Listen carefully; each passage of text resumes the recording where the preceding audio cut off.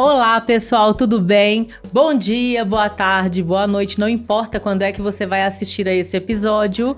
Está no ar mais um episódio Psiu. Vem pra cá pra gente falar sobre saúde mental. Sim, para quem já conhece, sabe muito bem que a ideia aqui é a gente falar da saúde mental na prática. Ou vem especialistas falar sobre os assuntos pelo qual eles dominam, né? Pelos quais, né? Eu não posso falar errado, eu tô com uma professora aqui de redação, né, gente? Eu não posso.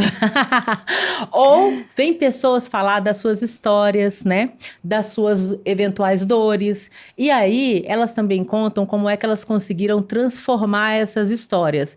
Seja de qualquer forma, a gente traz aqui uma tradução para a vida real, mostrando o seguinte: olha, isso daqui tem a ver com saúde mental, então você pode se inspirar, você pode levar para a sua vida, e é esse o nosso lema, porque tá tão clichê essa coisa, né, de que quais são as formas da gente colocar em prática e ser mais saudável, e no fundo, fica difícil das pessoas saberem. Então, como é que eu faço na minha vida? Agora, quando a gente ouve casos, quando a gente percebe que no dia a dia, nas nossas escolhas, desde que a gente acorda até a hora que a gente dorme, a gente consegue ser saudável emocionalmente, com atitudes, com padrões de comportamentos, tudo muda.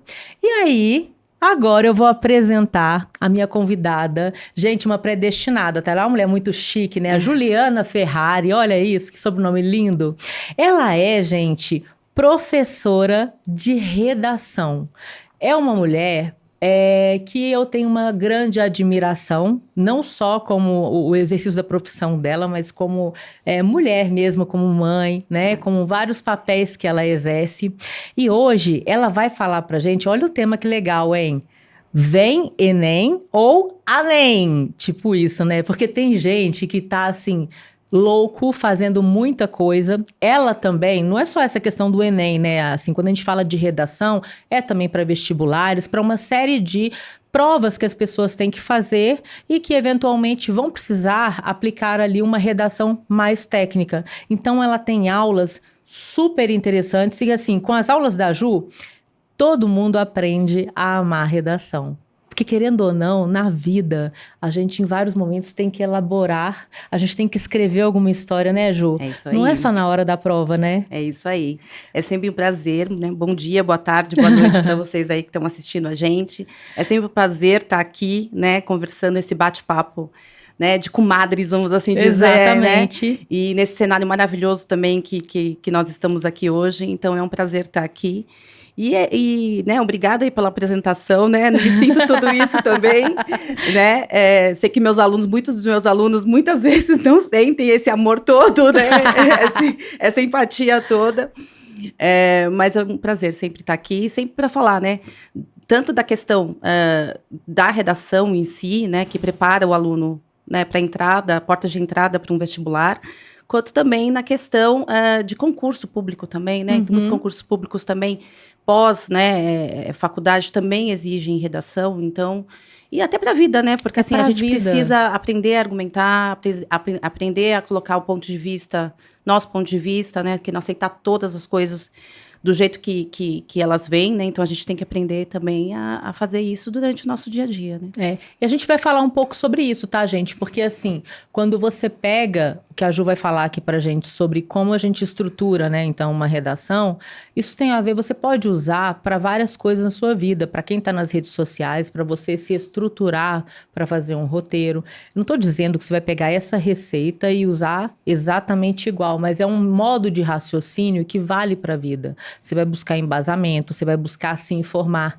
Uma vez que você passa a ser uma pessoa, por exemplo, que busca mais, é o que a Ju fala de repertório, eu já estou aqui furando uma fila das perguntas, você passa, inclusive, a ter mais assuntos interessantes, a conseguir contribuir mais na hora que você está numa roda, seja da família, seja de amigos dos amigos, e você fica uma pessoa mais interessante, né? Pessoas interessadas são interessantes. Antes disso, Ju, fala pra gente como é que funciona, então, primeiro, esse ecossistema do Enem Vestibulares, né? O que significa isso? Porque, assim, a gente fica ouvindo muito agora, nessa época de provas, e agora estão acontecendo várias, né? Domingo eu fui com meu marido, minha filha, levar o meu enteado para fazer a prova da FUVEST, e o que acontece? Não é só agora que as pessoas devem parar para pensar sobre isso. Não. Então, conta pra gente um pouco sobre como que isso funciona, esse ecossistema.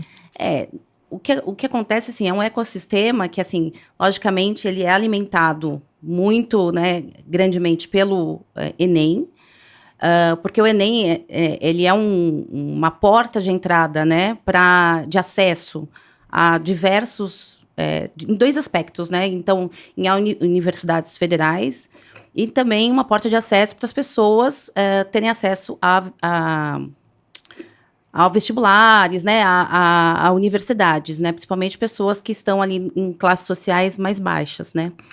Então, a gente respira, na verdade, né, essa questão do Enem durante o ano inteiro, né. Então, durante o ano inteiro, a gente se prepara, não só, né, o aluno vai se preparando, mas os professores também, que têm a base, né, que criam bases curriculares para orientar os alunos, também criam respiram isso o ano todo. Mas não é só o Enem, né? Então a gente tem também. O Enem é uma grande porta de entrada, de acesso, mas também tem outras portas de entrada com os vestibulares. Então, se a gente pegar aqui, por exemplo, em São Paulo, a gente tem várias portas de entrada para universidades públicas, que, né, o próprio a FUVEST, que aconteceu semana passada, a Unicamp, que aconteceu em semanas anteriores, VUNESP. Então, tem outros vestibulares também que a gente respira.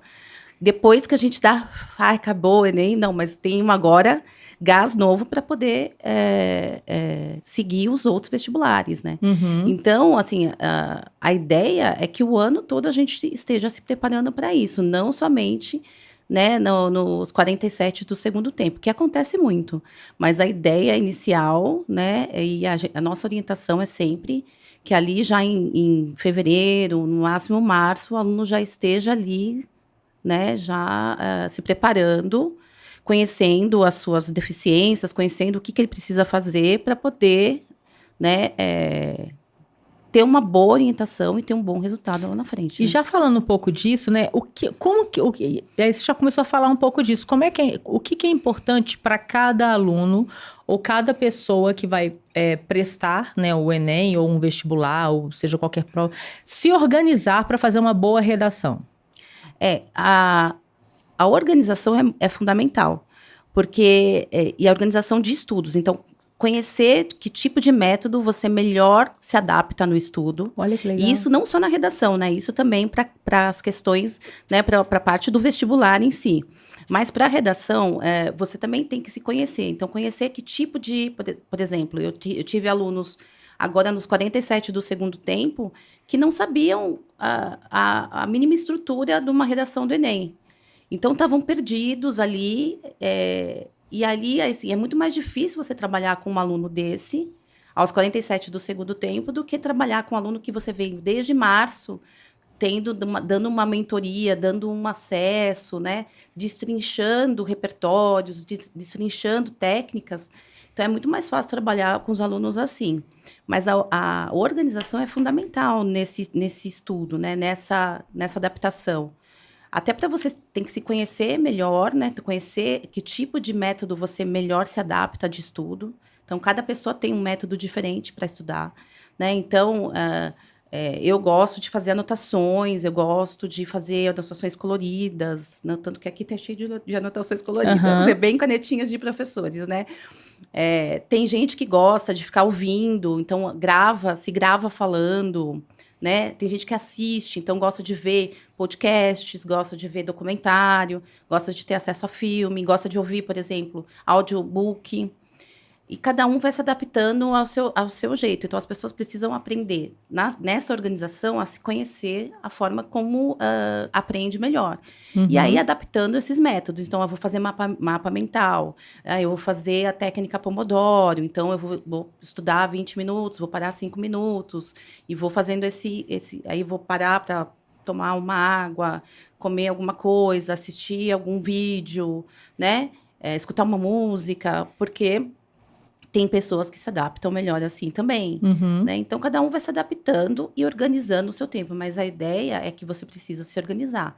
E uma outra coisa que a gente acho que vai entrar sobre isso, é ter disciplina, né? Então, não adianta eu falar assim, eu quero Eu vou aprender a fazer redação se eu não fizer a redação, né? Se eu não puser a mão na massa, porque redação é um percentual... Treinar, né? É treinar, um percentual é suor, né? Você precisa suar ali o dedo, né? Então, eu falo que assim, a geração digital, ela não escreve mais, a gente não tem uma tendência de não escrever mais, né? Pegar caneta e escrever, mas é uma técnica, assim, mas é super importante a escrita, né? Então, a gente atinge partes do nosso cérebro quando a gente escreve, que quando a gente faz, né, digitação... Não atinge. Não atinge. Neurocientistas falam disso, né? Então, e é comprovado isso.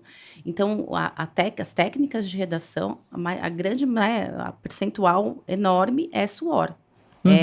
É suar a camisa ali, fazendo produções de texto semanalmente.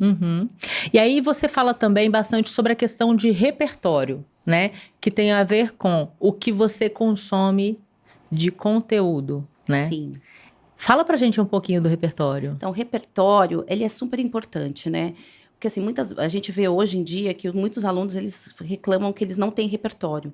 Então, você vai lá com as produções, né, dá os textos, né, motivadores para que eles façam, né, dá ideias para como que solucionar aquela problemática dada no tema da redação, mas eles não sabem como utilizar repertórios para fazer essas conexões de mundo que necessitam se fazer para a redação.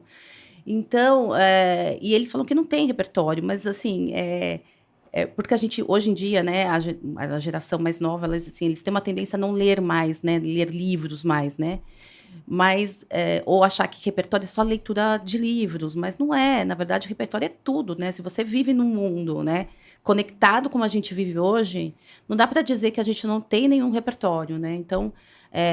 um livro é um repertório, uma música é um repertório, um documentário é um repertório, uma citação interessante é um repertório, né? Então, tudo é repertório, né? Uma fala interessante, né? Então, você tem uma fala interessante por exemplo, do Silvio Santos, que é um notório, uma pessoa notória na cultura brasileira, né? Então, você pode usar ele como um repertório? Pode. A história dele? Pode. Então, assim, tudo é repertório. O que precisa é entender de que forma que eu conecto esse repertório, isso que eu tenho, com um tema que eu tenho ali para escrever. Isso é isso que é o mais interessante. E aí, gente, eu vou falar um pouquinho sobre a questão da saúde mental, né? Às vezes as pessoas chegam e falam assim, eu não tenho tal coisa, né? E aí eu faço uma pergunta assim... Então, vamos pegar essa palavra repertório, né? Que eu atendo adolescentes, às vezes eles falam assim, mas eu sou burro para redação. Eles falam assim, eu não sou competente para redação. Aí eu falo assim, o que significa uma pessoa competente? Aí eles falam assim, aquela pessoa que escreve bem, etc. O que uma pessoa que escreve bem faz? Né? Aí eles já começam a pensar, às vezes falam assim, não sei. Eu falei assim, então vai lá e senta do lado do seu amigo que escreve bem e pergunta o que ele faz. Né? E aí, quando eles voltam, às vezes, falam assim, olha, ele lê, mas eu não gosto de ler. Tá, como que você consome conteúdo? Que volta o ponto que você falou, como que você aprende?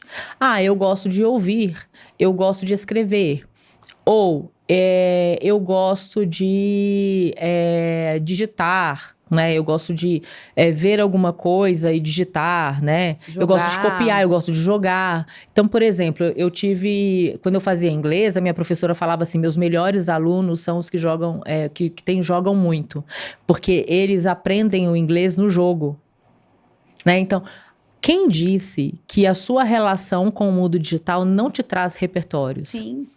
Traz bastante. E, inclusive, a gente não pode dizer que tudo que está na internet, tudo que está nos jogos, tudo que está, né, na inteligência artificial, por exemplo, é tudo ruim. O que a gente precisa criar é uma habilidade de crítica, de entender quais são os valores, quais são as suas crenças conectadas à sua família, ao meio onde você vive, para que você tenha um posicionamento. Inclusive, isso te protege, porque você pode, eventualmente, ter amigos de posicionamentos diferentes, que tenham... E hoje a gente está muito no mundo que polariza tudo, né? Separa tudo. Se você não é igual a mim, então não sou mais seu amigo. né?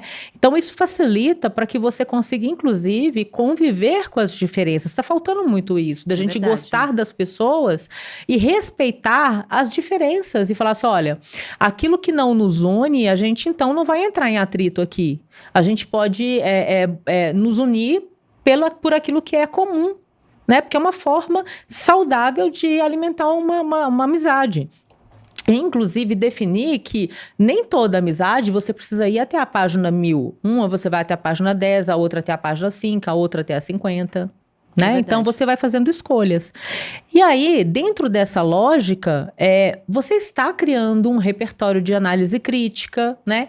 E aí, Ju, me fala um pouco. Muitas pessoas também falam bastante sobre a questão da inteligência artificial, né? O ChatGPT. E aí, eu tenho ouvido também algumas pessoas falando o seguinte, olha...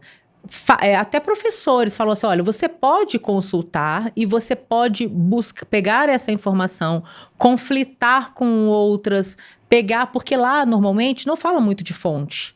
Então você pode conflitar, você pode analisar. É importante que você não leia tudo e tome como verdade. Inclusive aquilo que você ouve nas mesas, aquilo que você ouve nas redes sociais. É importante que você crie um hábito, inclusive, de entender qual que é o fundamento de cada uma das coisas que você consome enquanto conteúdo, não é isso? É verdade. Eu acho assim, eu gosto muito do ChatGPT, dessas inteligências artificiais. Eu acho que assim, foi um ganho assim, em escala de criatividade assim, enorme. O problema que eu vejo hoje é de que forma que nós estamos utilizando isso. Então, assim, sem criticidade nenhuma. Então, você pega, por exemplo, trabalhos escolares que não tem criticidade nenhuma. Eles foram lá, colocaram no ChatGPT e colocaram e reproduziram exatamente o que o ChatGPT deu de resultado, sem fazer uma crítica nenhuma. Então, assim, o ChatGPT, ele funciona com que você alimenta ele de opções. Então, você vai criar ali um mecanismo para ele construir, né, um pensamento ali para você sobre determinada coisa. O problema hoje é que não existe uma opção né, os alunos eles não conseguem criticar o que está ali, né? Ou pegar aquilo ali como uma inspiração. Olha, eu tenho um resultado perfeito, eu vou criar agora, o que eu vou fazer com isso em mãos? Né? De que forma que eu vou reproduzir isso no meu trabalho? E não tem isso, eles simplesmente dão... Eu falo que a geração, muitas vezes, Ctrl-C, Ctrl-V. Né? Por quê? Porque eles não têm criticidade, eles simplesmente plota de um lugar para o outro e reproduz isso, entendeu? Uhum. E aí, gente, vamos lá, né? Eu vou fazer uma defesa aqui também, vou trazer uma reflexão para os pais e tudo, né? Na nossa época, eu sou finalzinho ali, né? Eu peguei a geração Y, né? Mas eu tenho a grande influência da X, né? Então, na nossa época, a gente tinha o quê? As enciclopédias, a gente tinha a Barça. Barça eu nunca toquei, porque era algo muito raro. Poucas pessoas tinham. Porque né? ela era muito chique. cara, na verdade. Cara, né? Exatamente. Né? Então, você tinha as bibliotecas e tudo mais. E existia, na verdade, gente, um contrabando, vamos dizer assim, de trabalhos. As pessoas pegavam copiavam, trocavam uma frase ou coisa por aí. Na época da faculdade, gente, uma época que eu precisei, assim, eu fazia bolo, eu também fazia trabalho para as pessoas para ganhar um dinheirinho. Então as pessoas falavam assim, olha, Luana, eu tô com essa referência aqui do ano passado, faz para mim esse trabalho aqui, eu vou te pagar tanto. E eu fazia. E o bom é que eu acumulava um pouco de informação, porque eu falava assim, tá, já que eu vou fazer direito. Então eu mudava, eu lia lá, eu tinha que compreender para copiar. Eu não iria copiar aquilo ali tudo, ipsis literis, eu caprichava, viu? Então assim, valia o que as pessoas pagavam ali. Então existia também um pouco disso. Acontece que não tinham tantas fontes, né? Verdade. E também tinham essa crítica dos professores, que eu me recordo, que tinha hora que eles pegavam e falavam assim, isso aqui tá copiado. Né? Eles cortavam lá e tudo mais. E aí, a grande questão, e que assim, pro adolescente, né? Vamos trazer a realidade aqui também. É chato uma atividade dessa, principalmente se for uma matéria que ele não tem tanto interesse. E quando a gente traz a realidade, não quer dizer que a gente vai facilitar a vida. A gente vai falar o seguinte, olha, É chato, mas é importante e precisa ser feito. Nem tudo na vida a gente vai fazer só porque a gente gosta e porque é interessante.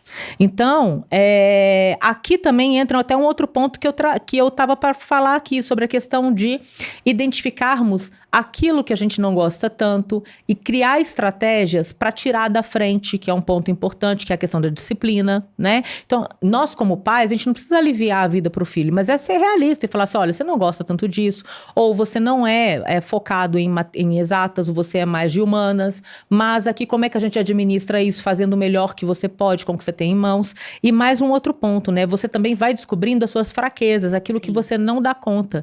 E, gente, fica nesses extremos, né? Assim, ó, eu sou burro ou eu sou muito bom, que é esse exemplo que eu falei aqui agora.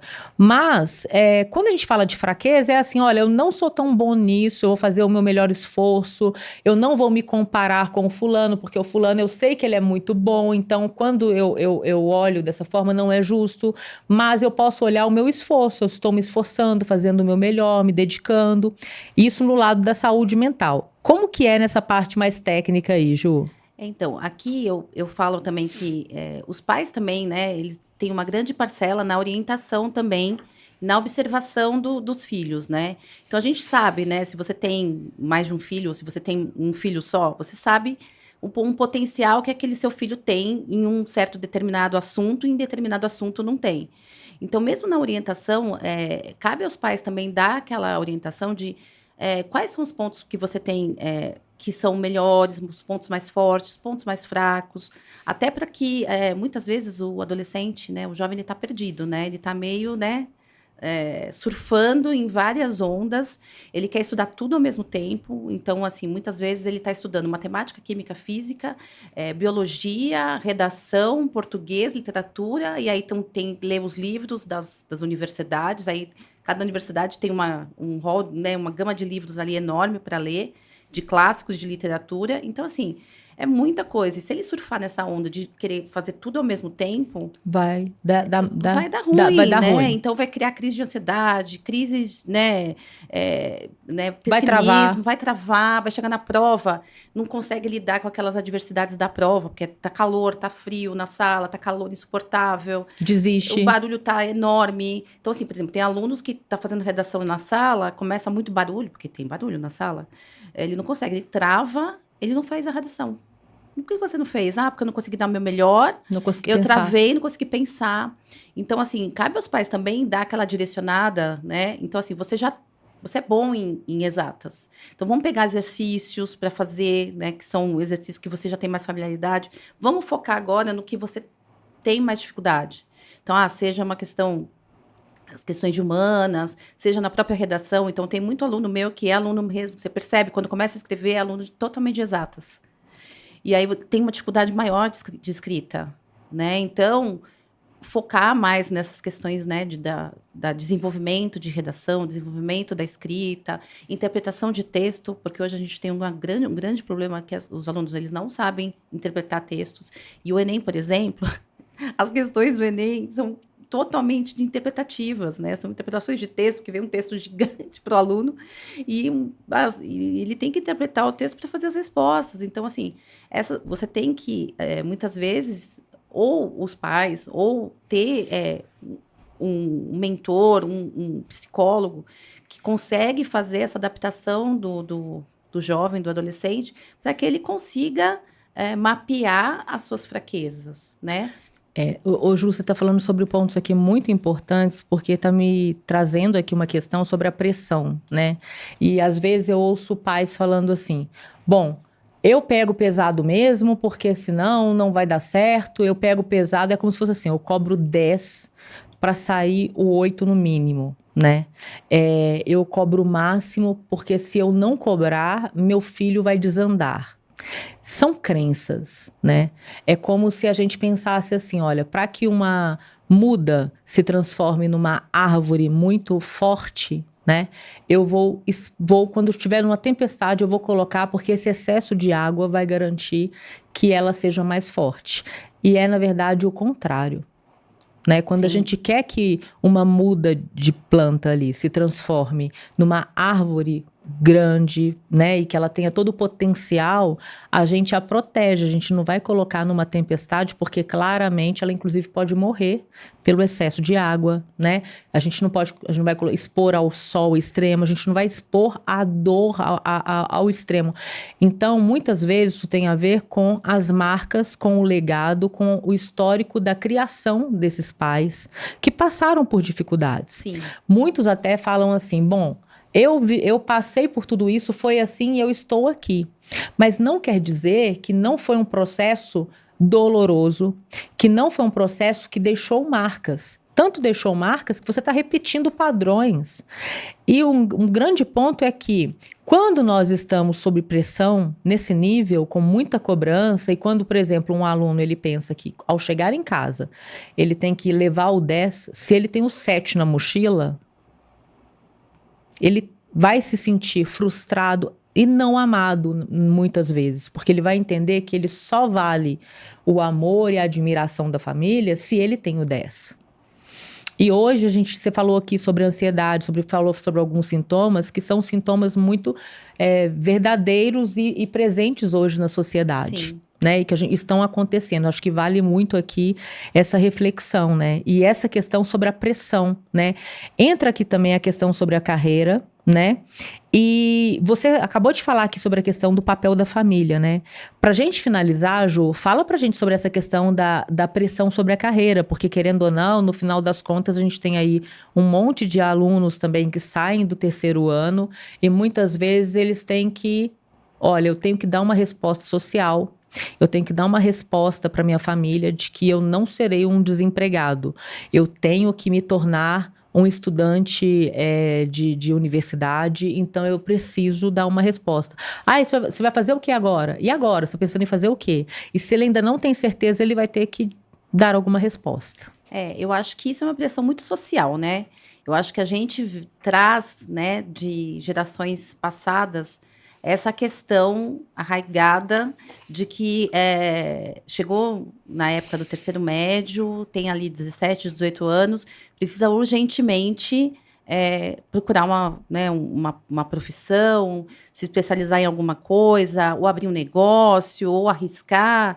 Então, a gente traz consigo, né, essas coisas já, né, dentro da gente. Então, assim, é muito engraçado, porque assim, a gente vai repetindo essas coisas ao longo dos anos, né? Porque, assim, eu percebo, por exemplo, a minha filha agora vai estar prestando vestibular, ela está ainda no segundo, ainda nem está no terceiro do médio. Mas todo mundo chega para ela e ela fala, tô fazendo de treineiro. Você vai fazer o quê?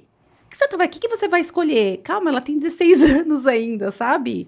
Então, não precisa ter essa pressão. Ela não sabe ainda, ela sabe mais ou menos. Não então, precisa saber. Não precisa, né? A gente faz também, né? É uma coisa que a gente normalmente a gente tem, não é só a tia que não vê, só vê no Natal que fala, que vem com esse questionamento, né? É a família, os amigos, qualquer pessoa que vai conhecendo, já sabe o que você vai fazer? E não é bem por aí, né? Uma coisa assim, os pais deveriam criar esse auxílio para os filhos, né? Acho que a gente vai falar sobre isso também. Mas a gente não precisa criar essa pressão também em cima, né? A gente, às vezes, assim, cria ferramentas boas para que os filhos possam ter acesso a saber, né? A experimentar as suas... o que gosta mais de fazer, o que não gosta de fazer. E não criar essa pressão, né? É muito cedo para você, por exemplo, ter 17 anos e você escolher algo que você vai fazer durante 30 anos, entendeu? E aí você não gosta. Você fala assim, vou escolher medicina porque eu tô surfando, aí todo mundo da minha sala tá fazendo medicina, eu também vou fazer medicina, porque acho que é bom, vai ganhar bem, tal. Só que assim, eu não tenho a mínima conexão com a área de saúde. Eu não consigo nem ver um sangue, vai tirar meu sangue, eu desmaio. Então, assim, como é que eu vou ser um bom profissional? Vai estar fadado ao fracasso. Daqui a 2 anos eu vou fazer 2 anos de faculdade para alegrar meu pai, minha mãe, e falar, olha, meu filho vai estar fazendo medicina, vai se formar médico, e daqui 2 anos eu vou falar, olha, não é isso não é para mim. Ou vou esperar 5, 6 anos e vou falar, isso não é para mim. Ou vou ser frustrado, entendeu? Então, assim, Eu acho que a gente tem que dar mecanismos, dar ferramentas para os filhos. E a gente conhece também as aptidões, né? Então, assim, eu tenho 2 filhas. Eu sei que uma tem aptidão para uma coisa e sei que outra tem aptidão para outra coisa. Eu nunca vou orientar minha filha mais velha, por exemplo, a fazer um curso da área de humanas, porque eu sei que não é o foco dela, né? Eu sei que se ela fizesse ou para me agradar, ela faria e seria uma frustrada, porque não é, ela vai fazer uma coisa durante muito tempo que ela não vai gostar. Uhum. A mesma coisa, se eu fizer isso com a minha filha mais nova, que é totalmente de humanas, e eu mandar para ela uma engenharia, falar, vai fazer engenharia, ela vai ser totalmente frustrada, porque não é a aptidão que ela tem, né? Então, a gente também tem que ter essa, mensurar, né? E dar ferramentas para que os filhos possam experimentar outras coisas e ter consciência das suas aptidões, entendeu? Eu acho que é isso. Esse papel da família aqui que você acabou de falar, ele é o crucial, né? Porque, inclusive, é aquele que deixa o filho tranquilo de que ele pode fazer uma escolha. E, assim, às vezes eles são... Às vezes, assim, né? Eles... É certeza, eles são muito novos também para tomar uma decisão que talvez possa custar um grande envolvimento energético e também até financeiro, Sim. né?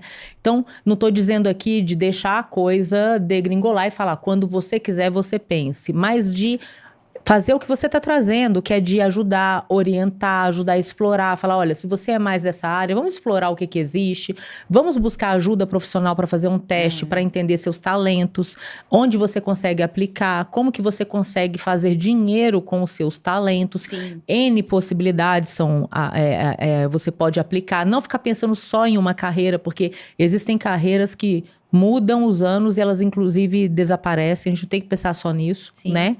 E ajudar esse filho, porque acaba que, muitas vezes, a questão é assim, olha, eu sou a nota, eu sou a performance, e não é porque necessariamente o adolescente, o jovem, escolheu tudo isso.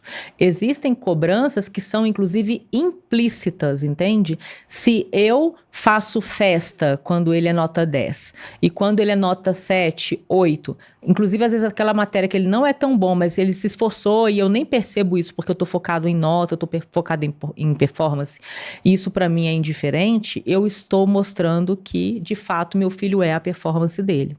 E amor, consideração, valor não pode ser negociado, gente. E tem um ponto super importante que eu acho que vale para a gente fechar aqui o encontro e trazer como reflexão. Muitas pessoas falam na terceira idade assim, eu não tenho mais valia. Hoje, meus filhos não se interessam por mim, eu não estou valendo nada, né? E assim, não quero aqui trazer culpa, não tem nada a ver com isso, mas vale a pena a gente refletir e questionar sobre como essas relações foram construídas. Porque como os filhos se sentem também nessa fase onde eles sentem assim, olha, eu sou só custo, porque eu ouço o tempo todo que eu só estou gerando custo, eu não sou nada, eu só sou um peso, eu só ouço críticas, eu só sou cobrado, porque o mínimo que eu tenho que fazer é entregar um diploma, entregar uma nota, entregar uma performance, entregar um bom salário, eu tenho que... Só vou ser importante e valorizado na minha família no dia que eu alcançar tal lugar na sociedade ou tal posicionamento profissional. Isso acontece muito, eu vejo muito em consultório, a gente vê também nas redes sociais. Quantas pessoas mencionam isso, né? E o que vai ficar gravado na cabeça dessa pessoa é essa questão, né? Então, assim, vale a utilidade. A gente está comunicando para o nosso filho também que se ele não valia porque ele não era útil, ele passa a valer quando ele é útil financeiramente, eu também deixo de valer quando eu não sou mais útil. Sim. Financeiramente. Agora, relações que são construídas na base do vínculo, amor, pertencimento, independente da performance, elas não têm esse lapso, elas não apresentam esse tipo de situação, né? Acho que vale aqui uma reflexão. É isso mesmo. Ju, acho que teria pano para manga para falarmos teria aqui, muita né? coisa pra gente falar, muita. E a gente ainda pode voltar para falar de mais coisas, inclusive Ano que vem, a gente pode voltar para falar em vários momentos sobre a jornada de uma maneira saudável, né? Trazendo elementos ao longo do ano.